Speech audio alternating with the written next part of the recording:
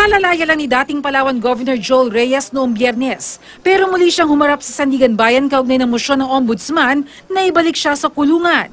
Hiniling ng Ombudsman na kansilahin ang kanyang piyansa kaugnay ng pag-aproba niya ng small-scale mining permit sa isang mining company noong 2006. Nahatulan at sinentansyahan siya ng 6 hanggang 8 taon noong Agosto. Pinayagan siya makapagpiyansa habang nakabinbin ang kanilang hinaing na motion for reconsideration. Pero sabi ng Ombudsman, nanatiling flight risk si Reyes. Hindi naman po ako aalis, andito po ako. Naniniwala po ako sa rule of law.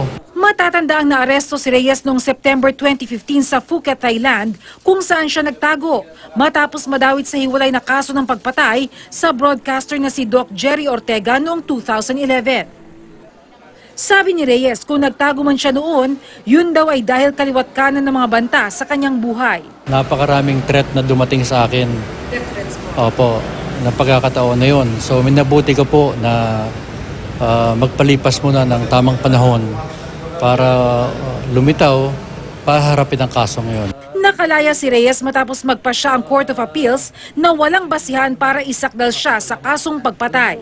Hiling ng kampo ni Reyes na isight in contempt ng Court of Appeals si Presidential Spokesperson Harry Roque dahil sa pagbatikos niya sa paglaya ng dating gobernador. Gayunman, natili raw ang paggalang niya kay Roque na dating abogado ng pamilya Ortega. Bilang presidential spokesman po, meron po yatang conflict of interest yun.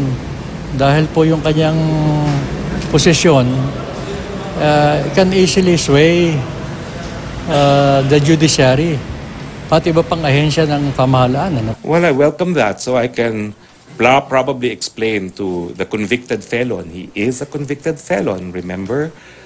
What the role of the executive is, the chief executive. The chief executive is the chief implementer of the law. Its chief, Solicitor General Jose Calida, has criticized the CA decision dismissing the murder case of former Palawan Governor Reyes, saying that, and I quote, "The decision of the CA stinks," close quote, and that he will conduct an investigation to, open quote, "find out where the stench came from," close quote.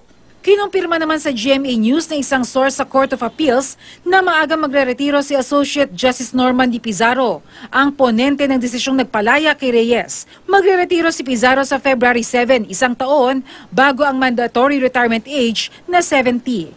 Bernadette Reyes, GMA News.